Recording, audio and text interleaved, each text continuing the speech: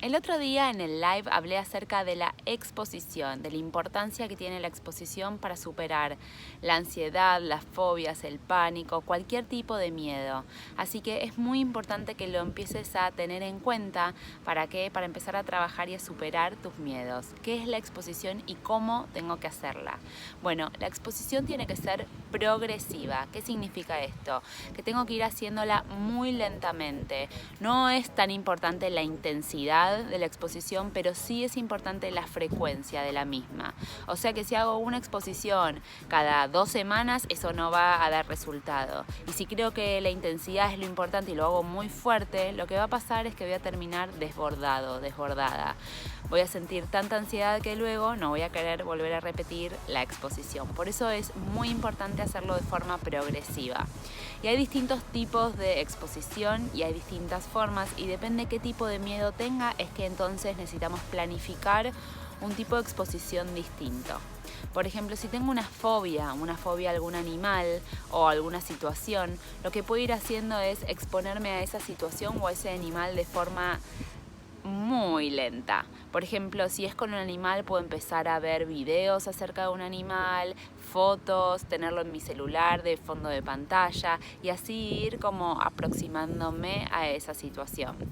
Después puedo empezar a mirar ese animal desde lejos, todo de una forma muy controlada y así ir avanzando. Y en la medida en que yo siento que voy superando la ansiedad y la puedo controlar y me entreno en ansiedad, puedo ir avanzando un poco más.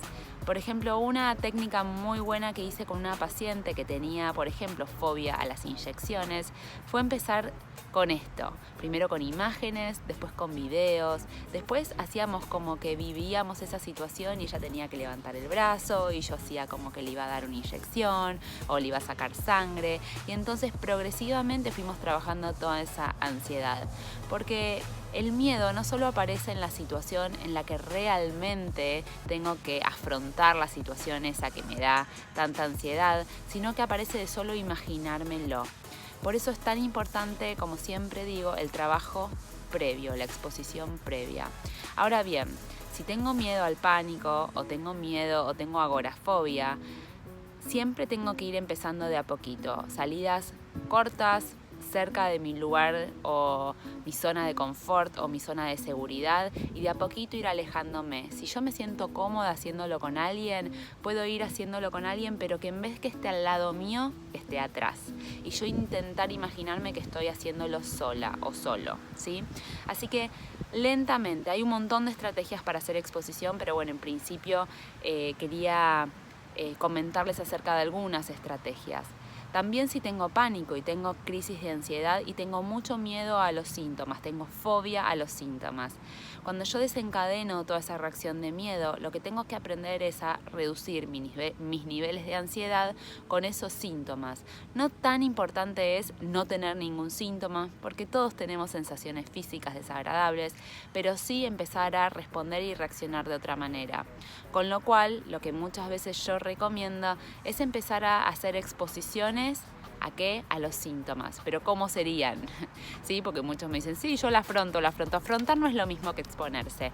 Entonces, en mi casa, en un lugar donde yo esté segura, donde tenga alguien que me pueda contener, yo voy a empezar a hacer exposiciones y voy a empezar a generar esas sensaciones físicas.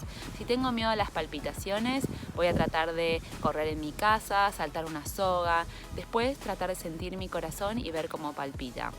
Si siento que, por ejemplo, uno de los miedos más fuertes que tengo es la sensación de que me falta el aire, puedo agarrar un popote o un sorbete, como vos le digas, y empezar a respirar a través de el popote o el sorbete, de a poquito, lentamente. Si puedo un poquito, si puedo 2 minutos, 2 minutos, y de a poco ir cerrándolo.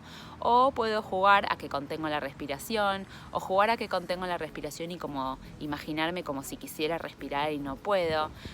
Todas esas exposiciones son controladas, porque yo decido cuándo empezar, cuándo terminar, con cuánta intensidad hacerlo. Decido hacerlo en un lugar donde me siento contenida, en confianza o en mi casa. Y entonces progresivamente puedo ir trabajando esas exposiciones después un poquito más lejas o en más alejadas, o en el parque o en la plaza, ¿sí? Y cada vez ir trabajando un poco más. Ahora, hay mucha gente que me dice, Jacqueline, yo tengo miedo a una enfermedad. ¿Y cómo me expongo a eso? No puedo tener la enfermedad y exponerme a eso. Sé que es muy difícil, pero es súper efectivo. Es exponerme a imaginarme que tengo esa enfermedad. Realmente cerrar los ojos, respirar fuerte, respirar profundo y tratar de imaginarme como si estuviera en esa situación. Sé que es muy doloroso, pero sé que es muy efectivo.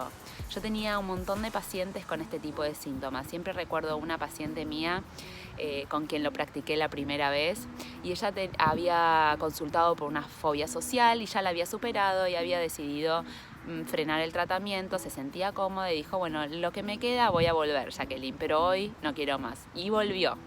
Y cuando volvió con un miedo muy fuerte a que su abuela le pasara algo. Obviamente era una señora mayor, pero era tan disfuncional para ella porque ella la llamaba 20 veces por día para ver cómo estaba, porque por el miedo tan fuerte que tenía a que le pasara algo, a que se muriera. Y entonces con ella lentamente fuimos haciendo exposiciones, conversando acerca de esto, hasta que llegamos al punto y empezamos a hacer exposición de imaginarnos como si la abuela estuviera internada y el médico saliera y le dijera a ella que había fallecido. Es súper doloroso y entiendo lo difícil que es hacer exposición, pero yo les aseguro que ella lloró mucho la primera media hora. A los 40 minutos ya no estaba llorando. A los 50 minutos ya tenía poca ansiedad. A la hora de hacer la exposición ya se sentía bien haciendo la exposición imaginaria. Probamos volver a hacerlo, una segunda sesión, y ya no estaba llorando descontroladamente. Ya ella se podía calmar, estaba un poco ansiosa, tenía un 8 de ansiedad. Y lentamente fue bajando hasta tener un 2, 3 de ansiedad. ¿Y qué pasó después? Bueno, la tercera exposición ella ya no sentía una ansiedad desbordante. Y ya la cuarta se sentía que ella ya podía afrontar ese miedo imaginario. Porque en definitiva la ansiedad está muy vinculada a mis miedos, a los miedos que tengo imaginarios. Siempre estoy imaginándome que va a pasar algo terrible, algo catastrófico. Y en vez de aceptarlo y trabajar para eso, ¿qué hace el ansioso? Trata de evitarlo, de escaparse. Y esa evitación y ese tipo de afrontamiento hace que el miedo se estimule, se mantenga, se sostenga a largo tiempo, por un largo plazo. Así que esta semana sería importante que trates de evaluar cuáles son tus miedos, qué tipo de exposición puedes hacer y empieces a practicarlo. Contame todo lo que te va pasando, déjame tu comentario acá abajo y empezá obviamente a practicar muy lentamente. Recordá esta palabra, tiene que ser muy progresivamente, de una forma controlada, en una situación que te sientas cómodo o cómoda, con alguien de confianza y entonces empezar a trabajar lentamente en eso. Así que espero todos tus comentarios y espero que este consejo te sirva, te ayude y que obviamente logres superar la ansiedad como muchos otros ya lo están haciendo o lo hicieron. Te mando un beso enorme. Pueden encontrar todos los videos en YouTube y si llegas a querer tener una sesión conmigo, va a ser un placer inmenso poder trabajar con vos y guiarte a que puedas encontrar la exposición indicada para tu caso. Chau, chau.